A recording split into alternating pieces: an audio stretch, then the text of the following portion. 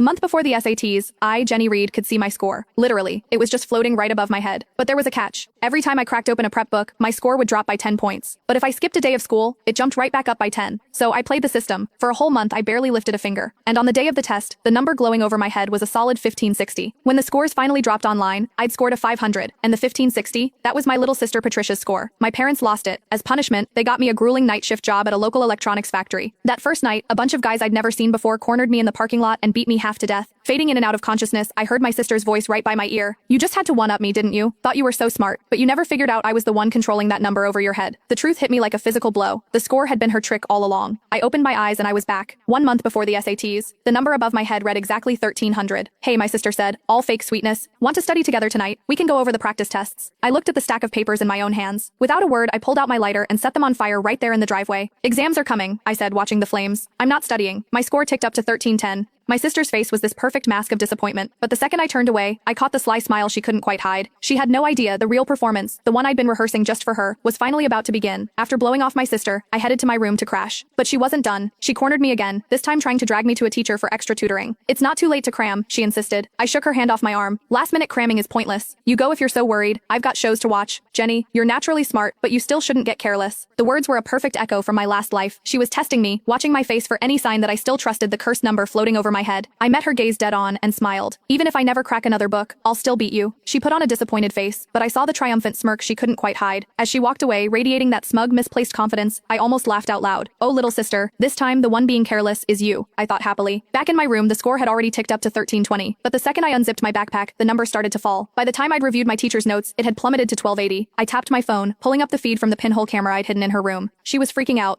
"Why is it dropping so fast?" I knew she was lying. She said she wasn't studying, but she's obviously grinding right now. "Why doesn't she believe the score?" A cold, unfamiliar voice answered her. "Why are you panicking? Once it drops below 1000, it'll detonate right on top of her. Studying is basically a death wish." My blood ran cold, but my sister looked thrilled. If she gets blown up, she deserves it. Who told her to start studying and mess with my head? Staring at the falling number, my mind raced. I had to find a way to fool this thing, and fast. I spent the next hour trying everything. No matter what I did, the moment I engaged with any study material, the score kept dropping. When it hit 1000, it flashed a violent warning red. Pure adrenaline shot through me. I slammed my books shut, grabbed my stuff, and booked it to an all-night bar downtown. I didn't breathe easy until I saw the number climb back to 1530 on the reflection in my phone. And right on cue, my sister noticed it too. On the surveillance feed, she looked unbearably smug. I knew that idiot would fall for it. She's probably out partying right now, thrilled that her score is going up from slacking off. She actually thinks she's going to score a 1530. That's my score. Watching her celebrate, I let out a cold laugh and killed the feed. She had no idea I'd just cracked the code on how to cheat the score over my head. The real game was about to start. I let the chalk clatter onto the floor, stretching out on the plush sofa in the bar's private room.